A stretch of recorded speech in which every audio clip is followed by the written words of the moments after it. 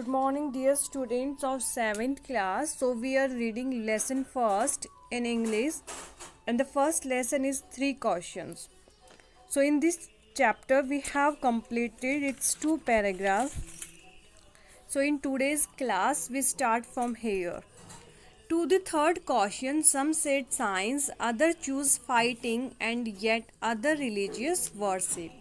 Means कि इस chapter के अंदर है कि जो एक राजा होता है वो 3 क्वेश्चंस के आंसर ढूंढना चाहता है, तो उसके बारे में डिस्कशन हो रहा है।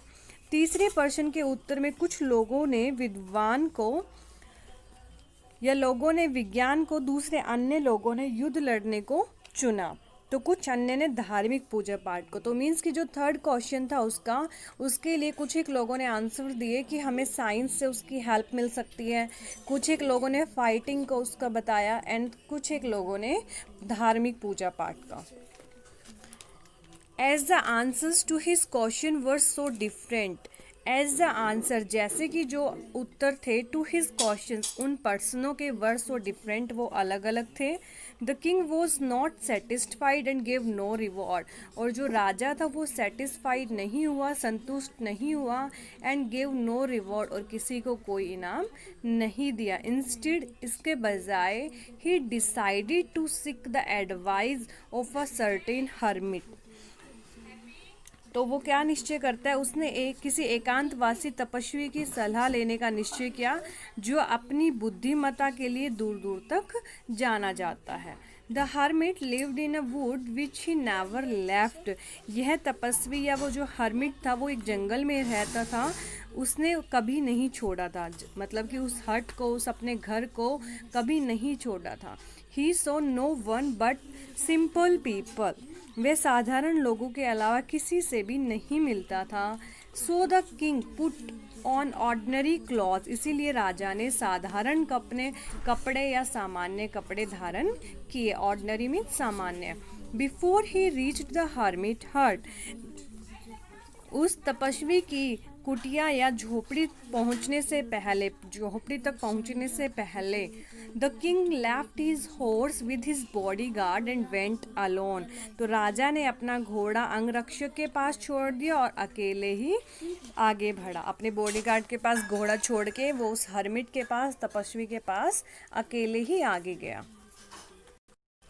As the king came near the hermit hut, जैसे ही राजा तपस्वी की झोपड़ी के पास आया, he saw the hermit digging the ground in front of his hut, तो उसने देखा कि जो हर्मिट था, जो तपस्वी था, वो अपनी झोपड़ी के सामने गड्ढा खोद रहा था। डिगिंग मीन्स गड्ढा। ही greeted the king came and continued digging, उसने राजा को नमस्कार किया और भूमि को खोदना जारी रखा। The hermit was old and weak, वो जो तपस्वी था वो बूढ़ा और कमज़ोर था।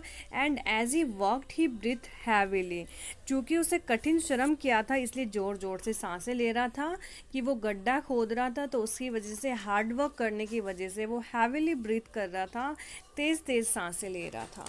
The king went up to the hermit and said, राजा तपस्वी के निकट गया और बोला, विद्वान तपस्वी, I have come to you wise hermit, विद्वान तपस्वी, मैं आपके पास to ask you answer 3 questions, 3 प्रश्नों के उत्तर पूछने आया हूँ। How can I learn to do the right thing at the right time, मैं कैसे पता लगा सकता हूँ कि सही काम करने का सही समय क्या है। Who are the people I need most, वे कौन से व्यक्ति हैं जिनकी मुझे सबसे ज़्यादा ज़रूरत है। And what affairs are the most important, और कौन से कार्य सबसे ज़्यादा इम्पोर्टेंट हैं या महत्वपूर्ण है। तो मुझे इन 3 प्रश्नों के उत्तर जानने हैं। The hermit listen to the king but did not speak, जो तपस्वी है वो राजा की बात सुनता है लेकिन कुछ नहीं बोलता। ही वेंट ऑन डिगिंग, और वह क्या कर रहा होता है, भूमि को खोदता ही रहता है। You are tired said the king, राजा बोलता है कि तुम थक गए होगे। Let me take the spade and work in your place, मुझे ये फावला या स्पैड दे दो, आपकी जगह मैं काम कर लेता हूँ।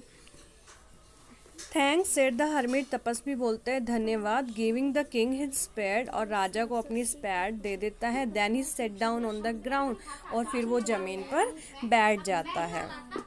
So I hope you understand its topic, read it carefully.